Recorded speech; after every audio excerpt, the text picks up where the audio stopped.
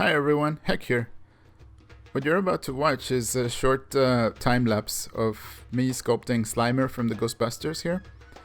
This specific version of Slimer is a chibi version done by Derek Laufman. I sculpted this one for a project for a board game that is, it was supposed to come out this year in 2020, but due to several circumstances, it got pushed into next year. So you see me here, I started with a sphere, and I proceed to basically start shaping that sphere based on a version of the drawing that I loaded into Zbrush. I loaded it into the grid, and then I'm using it as a model sheet and as a reference. So it's not quite a model sheet, but basically it's the one main concept that I'm using for this.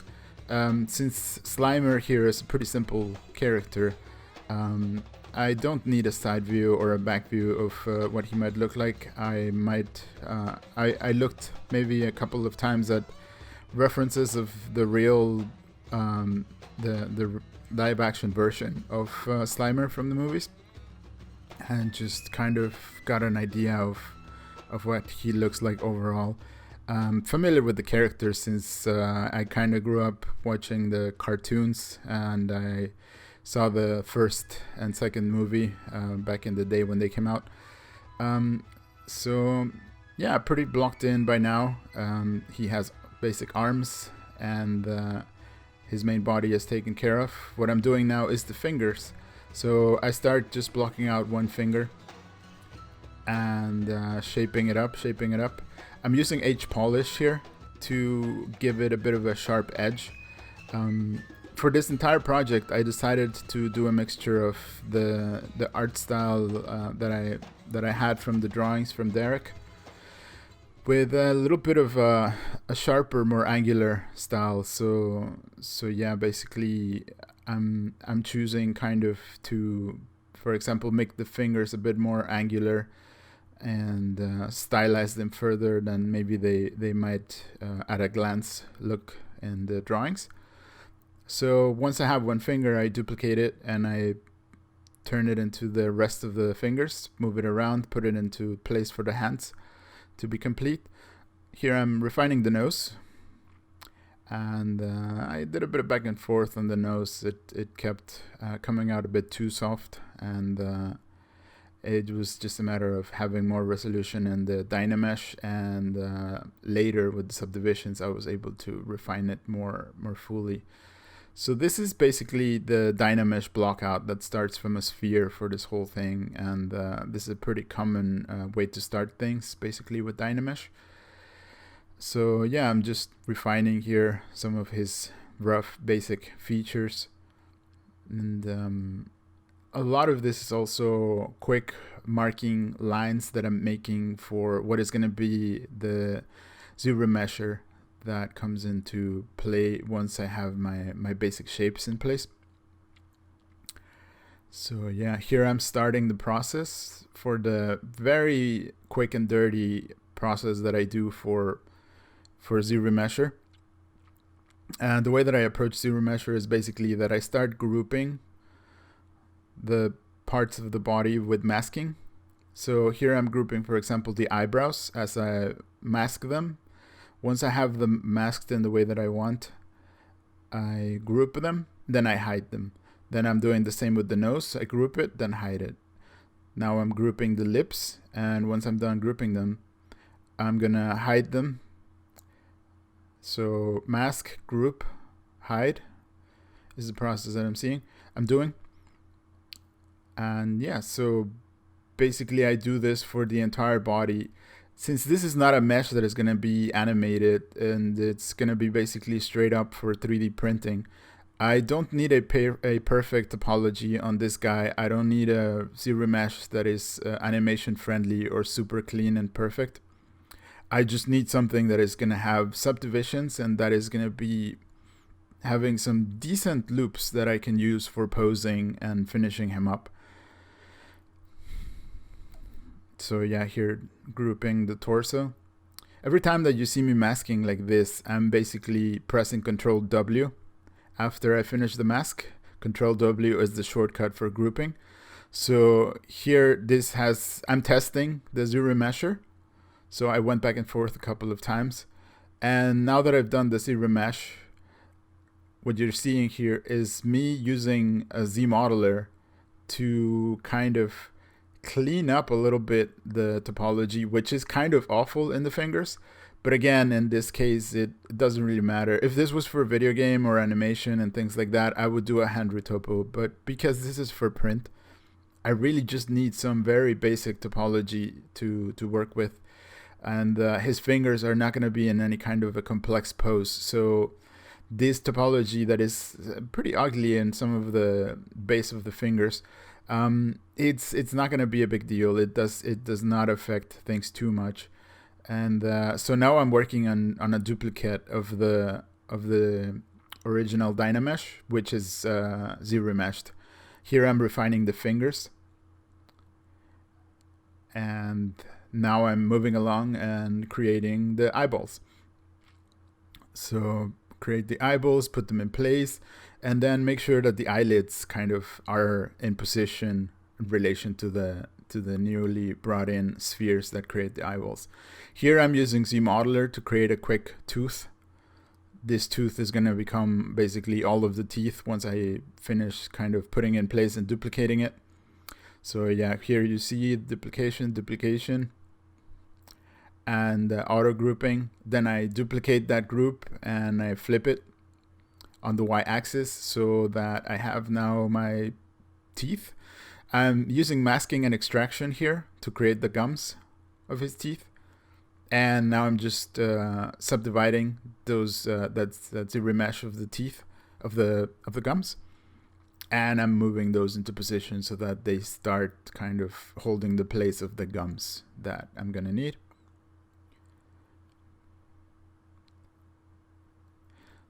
So yeah, basically moving around the gums so that they start filling their place in the mouth, and also kind of wrapping around the teeth as they need to.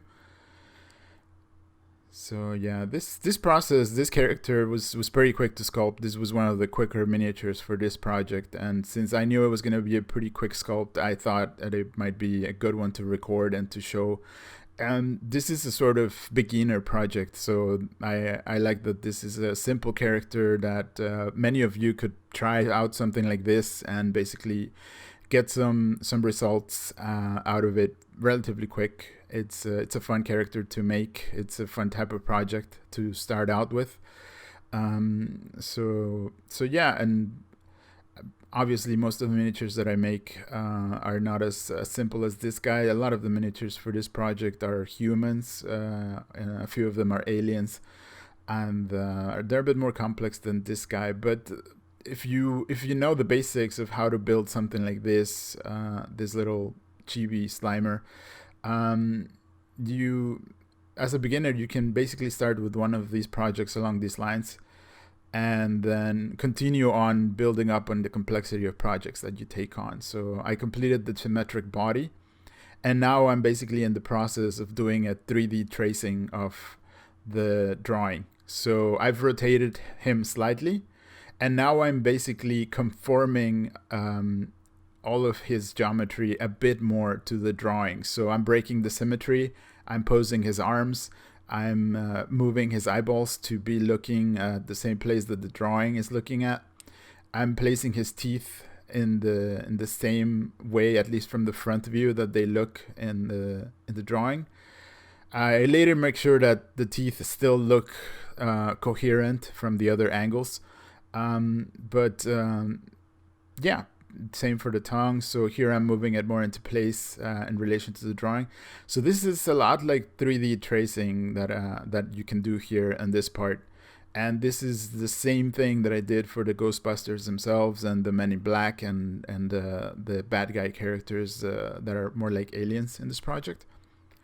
So yeah, here I'm just kind of cleaning up the gums a bit more, and I'm fixing the placement of the teeth in 3D space, making sure that they look kind of, again, coherent from the side view and from the 3/4 view, even to an extent from the back view that you never see because they're inside of the mouth. But yeah, just kind of tweaking everything, making sure that the teeth at least have a decent coherent shape to them, um, as they are placed in the mouth and kind of placed exactly or as closely as possible to what they look like in the concept.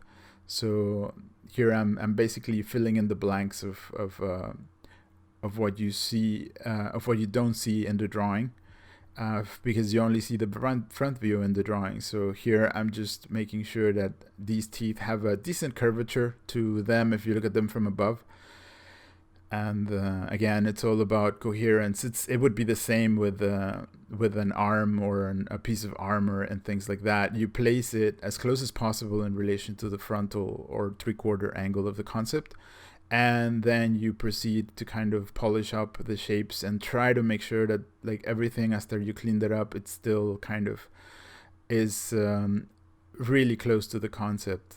So yeah, here I'm defining a bit of the area where the teeth enter the gums, and having these little definition lines at the top of the tooth is gonna give me a good guideline for when I start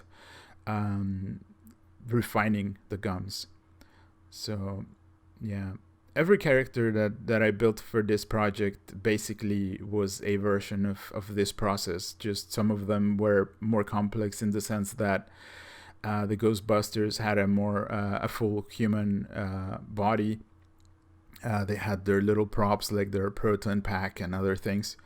And yeah, so now I'm refining the lower gums. The upper gums have been wrapped around as decently as possible to the upper teeth. So now I'm doing the same with the lower gums. And some of this might even feel or seem a bit superfluous, since you're never gonna see in the inside of the mouth like this. Another thing is that I might have later kind of filled in the undercuts on these teeth if necessary. I'm also making things fairly thick because this is going to be for a miniature and for print. So these teeth are fairly chunky. Even the frontal incisors, they're thicker than they would be on a different kind of model. So here you go, cleaning those meshes of the gums, giving them a little bit more definition, wrapping them around those gums a little bit better. And this is a big part of basically anything that you build, as far as characters that are imposed, for example. Like even if you build things as separate meshes, you have to kind of relate to each other, these meshes. So for example, here the gums, they relate to the teeth as far as that they are kind of wrapped around them, you know. So here you see, for example, the gums, I pulled them up a bit too far, so they're spilling out of the face. So here I'm kind of pulling back out his eyeballs that were a bit too sunken in. And this is part of the side view that you have to kind of keep fixing and polishing and tweaking. Here I'm matching the hand a little bit more to the angle and the pose that it has in the drawing, refining those fingers a little bit more. And yeah, this is a lot of clay buildup brush. This is the Orb Crack Brush. This is how I do a lot of the sharp cut lines on a lot of my models. I even sometimes use it for cloth wrinkles, especially if they're stylized cloth wrinkles. And yeah, just further refining and using a lot of H polish to flatten the tops of the fingers and the transition between knuckles. Here on the side of the hand, I'm using the polish brush. This here is the pinch brush. I'm pinching the elbow so that it kind of becomes a bit more of a sharp angular shape up there in the elbow. Here I'm just refining the compression of the skin, of ectoplasm skin on his armpits. So yeah, this is basically what this whole process consists of, is just kind of taking your your model and just polishing it in relation to the pose that you're trying to achieve. So yeah, I might have sped up some of this last part a bit too much, so sorry if it's a bit of epilepsy inducing. But yeah, here you see just a bit more refining on the head and on the forehead, refining some of his fat folds, his fancy fat folds. And yeah, refining the nose some more. I went back and forth quite a bit with the nose, both in the Dynamesh stage and then in the final stage.